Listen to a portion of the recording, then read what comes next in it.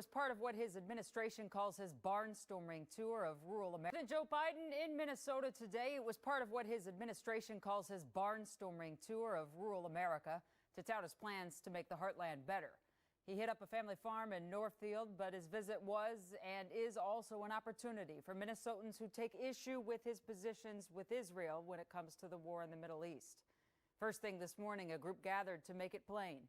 Biden has lost their support due to his administration's support for Israel's war in Gaza.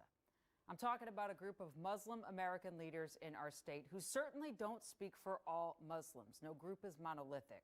But Kent, this group's influence and ability to mobilize voters in their community has been one that's been pivotal for the Democratic Party, right?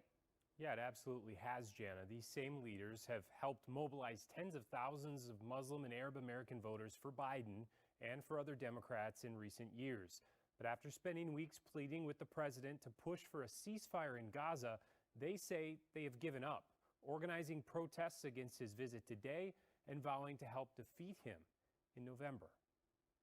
What do we want? Ceasefire! What do we want it? Now! Before the protests that followed President Biden throughout his trip in Minnesota, stopping the madness, Muslim leaders in Minneapolis gathered to announce that they have lost faith in an administration they have spent years supporting. Last Friday, in a press conference, we asked Mr. Biden if he was on the side of life.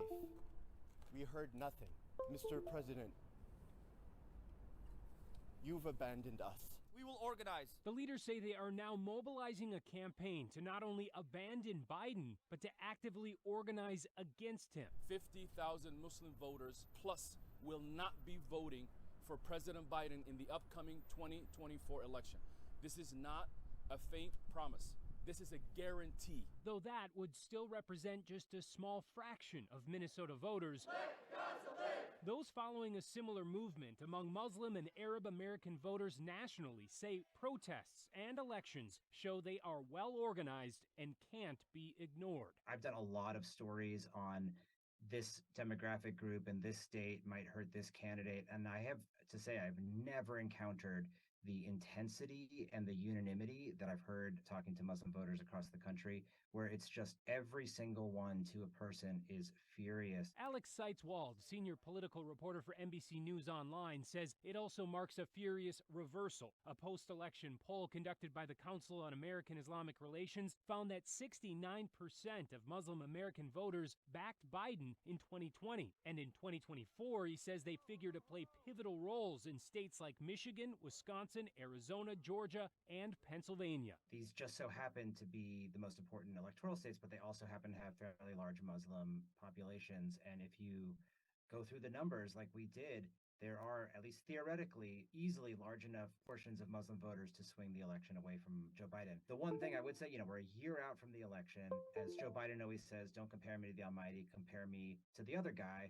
And right now, we're not hearing a lot from the other guy who's probably going to be Donald Trump. The Trump travel ban. Trump did tell voters in Iowa 2 weeks ago that he would expand his former travel ban for Muslim-majority countries, including a new push to bar refugees from Gaza, calling them a threat to U.S. security. Today, we make it very clear for President Biden. But today, Muslim leaders remained undeterred. As American Muslims, we have suffered under many presidents through different types of policies.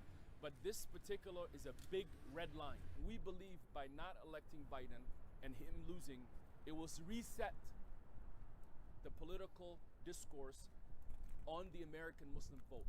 We believe that if Trump becomes a president, 4 years under him, how horrible it could be, is never equivalent to one night in Gaza.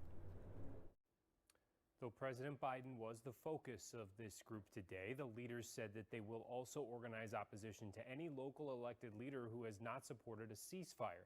But with many in both parties in favor of the current support for Israel right now, Jana, it's not known how that will translate in the year ahead.